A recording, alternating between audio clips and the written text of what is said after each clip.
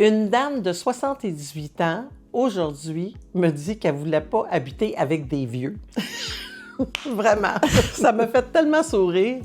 Puis en même temps, avec du recul, c'est vraiment profond. Parce qu'à quelque part, cette personne-là est loin de se voir. En fait, elle ne l'est pas. C'est pas une question d'être vieille, c'est pas une question d'être une personne aînée. Dans son esprit, à elle, elle ne se voit pas rendue à une étape de vie. En fait, c'est beaucoup plus ça.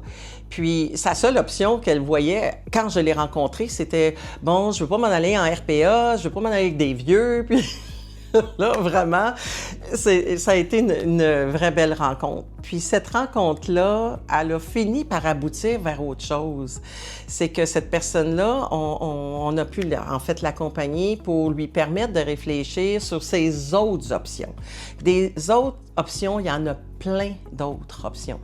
Par contre, la question de garder la maison, pour elle, devenait une lourdeur. Elle ne voulait pas se retrouver avec des vieux, mais il reste que son corps, il lui permettait plus peut-être de prendre toute la responsabilité que ça prend pour garder une maison.